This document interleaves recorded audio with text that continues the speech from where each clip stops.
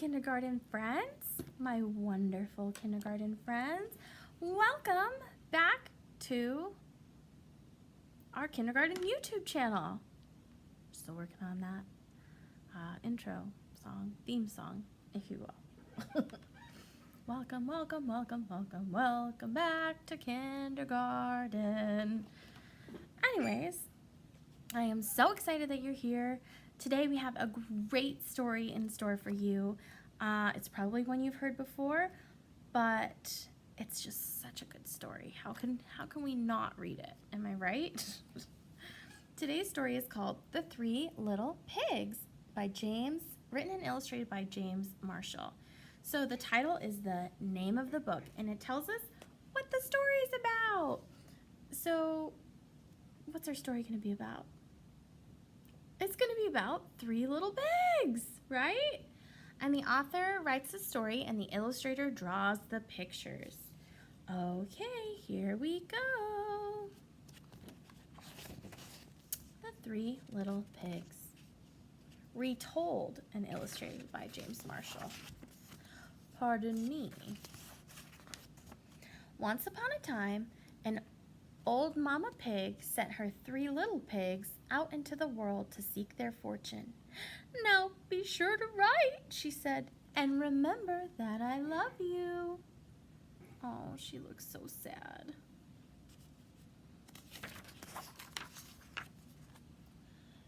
The first little pig met a man with a load of straw. "I know," said the little pig. "I'll buy your straw and build a house."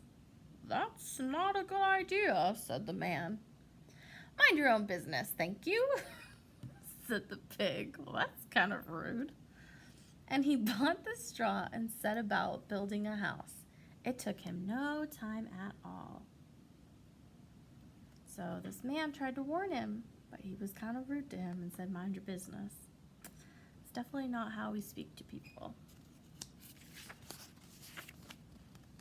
Very soon, a lean and hungry wolf happened by. Pig was just about his favorite food in the world. So he knocked on the door and said, little pig, let me come in." To which the little pig replied, "No, not by the hair of my chinny chin chin." That wolf has some big feet. Look at that. The pig's just relaxing. This annoyed the wolf to no end, and he said, "Then I'll huff, and I'll puff, and I'll blow your house in."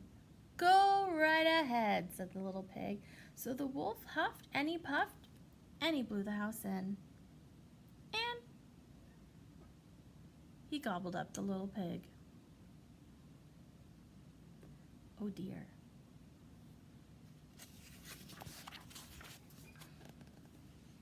The second little pig met a man with a load of sticks. "I've got it," said the little pig. "I'll buy those sticks and build a house." "I'd think twice about that," said the man. "Oh, pooh," said the little pig. "What would you know?" And he bought the sticks and went to work building a house. "Very pretty," he said. So this guy tried to warn him too, and he didn't want to listen. No sooner had the little pig settled into his pretty house than the wolf happened by. He was still hungry, and he said, little pig, let me come in." To which the little pig replied, "No, no, no, no, not by the hair of my chinny chin chin." Interesting. The wolf didn't care for that at all. And he said, "I'll huff, and I'll puff, and I'll blow your house in." "Ha, ha, ha," said the little pig. So the wolf huffed, and he puffed, and he blew the house in. And he gobbled up the little pig. Yikes. So he ate the pig in the straw house, and he ate the pig in the stick house. Ooh. Now the third little pig met a man with a load of bricks. "These bricks will make a fine, sturdy house," said the man. "Capital idea, my good fellow," said the little pig. So he bought the bricks and set about building a house. It took him quite a bit of time, but it was well worth it. "Nice and solid," said the little pig. "Nice and solid." Look at that little dapper, proper pig. Dapper, he's like fancy. Look, he even hung up his coat when he was working. What a fancy guy. But no sooner had the little pig moved in than he noticed the wolf loitering about. And the wolf, who was still hungry, said, little pig, let me come in." To which the little pig replied, "No, no, no, not by the hair of my chinny chin chin." That is a fancy house. That's like even fancier than my house. What? We gotta get this guy to come build for us. Come build me a house, little Mr. Pig. It looks really nice. Well, the wolf had heard that before, and he said, "Then I'll huff, and I'll puff, and I'll blow your house in." "Oh, don't do that," said the little pig. But the wolf huffed, and he puffed, and he huffed, and he puffed, until he was quite blue in the face, and the house stood firm. "I'll try another approach," muttered the wolf. And he put on his most dazzling smile. "Little pig, I was only teasing," he said. "By the way, I hear tell that that doesn't sound right. I hear tell that Farmer Jones has the most scrumptious turnips. Shall we go pick a few?" "Oh, I'm much too busy now," said the little pig.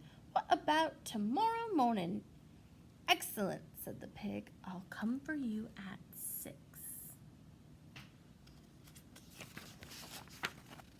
The next morning, the pig got up at 5, hurried off to Farmer Jones' turnip field, picked a basket full of scrumptious turnips, and dashed back home. When the wolf arrived at 6, the turnips were already boiling in the pot. "Oh, sorry, I couldn't wait," said the pig. The wolf tried not to show his displeasure. "No harm done," he said. "By the way, there's a lovely apple tree down in Merry Meadow. Shall we go help ourselves to a few apples?" "I must cook my turnips," said the little pig. Let's meet there tomorrow morning." "Splendid," said the wolf. "Shall we say 5? I'm not quite sure how this pig ended up with an English accent. Probably because he's so dapper. Just gonna make it work. The next morning, the little pig was up at 4 and went off for the apples. It took longer than he expected to reach Merry Meadow, and while busy gathering apples in the highest tree, he saw the wolf approaching. "Do try one of these," he called down, throwing an apple as far as he could. When the wolf chased after the apple, the little pig shimmied down the tree and made it safely home. The next day, the wolf came again. Really, he was quite put out. "There's a fair today on Hog Hill," he said. "Would you care to go?" "Why don't we meet there?" said the little pig. "Would 3 o'clock suit you?" "Colossal," said the wolf. 3 it is. Just to make sure, he would be there at 2. So it sounds like the wolf is up to Mr. Dapper Pig's idea. He has a feeling about what's going on. At 1 in the afternoon, the little pig went to the fair and had a fine time.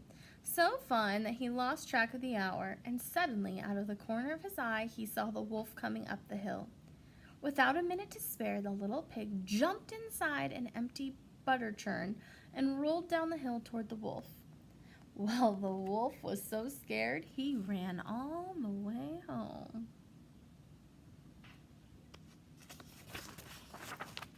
That evening, the wolf went to the little pig's house and told him how frightened he'd been by a great round thing that came down the hill. "Frightened you, did I?" said the little pig. "That great round..." Forgot.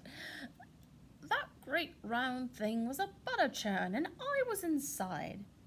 This was simply too much for the wolf to stand. "I've been nice long enough," he cried. "I'm gonna eat you up right now!" And he climbed onto the roof. And when the little pig saw this, he put a big iron pot in the fireplace and quickly stoked the fire. "Here I come!" cried the wolf. "Dinner time!"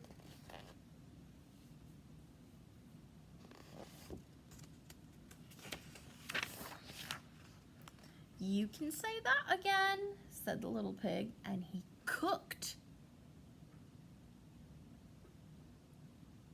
He cooked the mean old wolf and gobbled him up. I did not see that coming. I thought he was just gonna maybe burn the wolf a little bit and scare him. The end. Wow, that was quite a turn of events. All right, so today you're gonna need your wonderful Kinder bag, and inside of your Kinder bag, let's see, what will we find in our Kinder bag? Kinder bag, Kinder bag. I might have taken some things out, and now they might have been misplaced. Aha. Okay. It's either gonna be in, I can't remember because I already pulled it out. It might be in this one.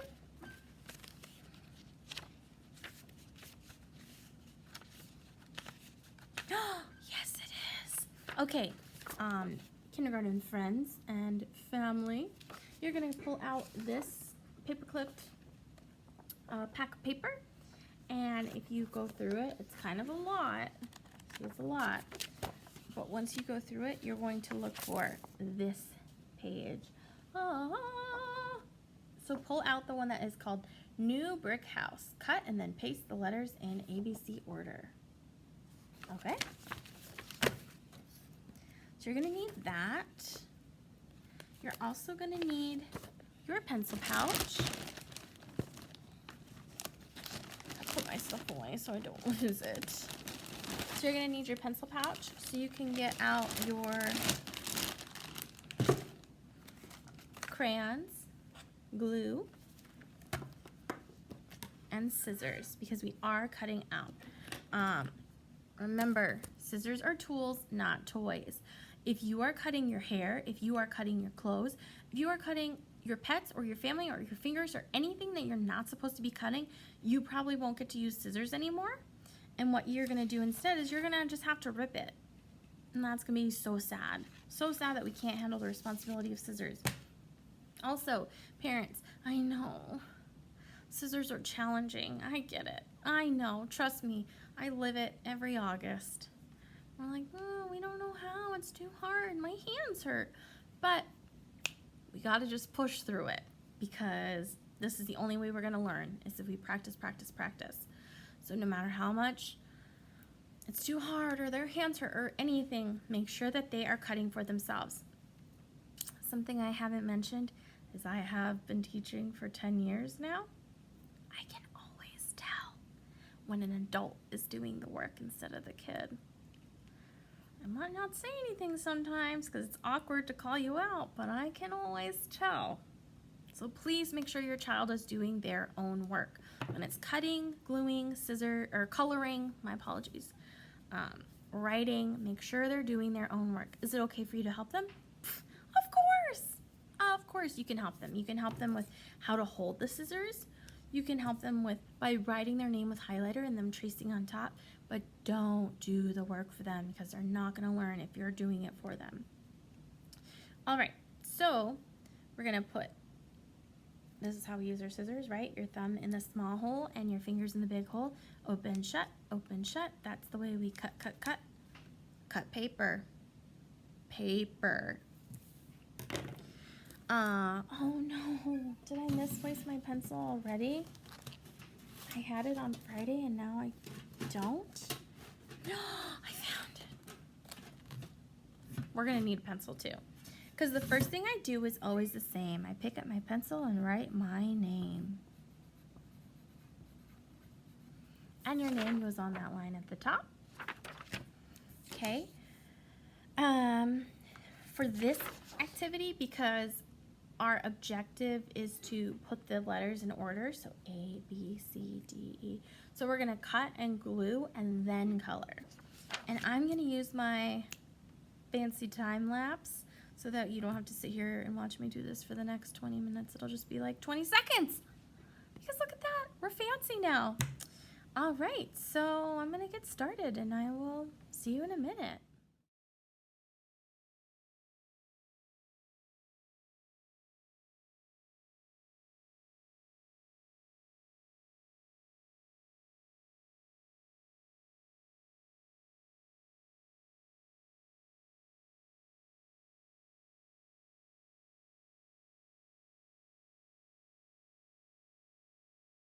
Yay!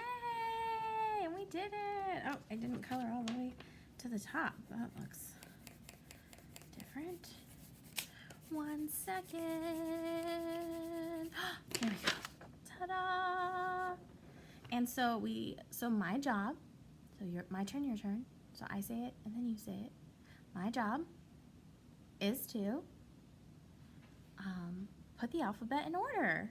So put our ABCs in order. Parents, I know I said like not to do the work for them. There's a big difference between doing the work for them and helping them. I understand that we don't all know our letters, so yes, you're allowed to help them with their letters, but just don't do it for them. You know what I mean? You know what I'm saying? So you can help them by, going through the ABCs with them and telling them what comes next, but don't glue it down and color it for them. Let them do it. We're in kindergarten now, so if we were in the classroom, we would be doing it independently with assistance, scaffolding, if you will. But all right, so we read our Three Little Pigs story, and we're going to do our Three Little Pigs activity, and then we have another version of that story coming up later, okay? So thank you so much for watching and for following along and for doing your work so nicely. I can't wait to see it.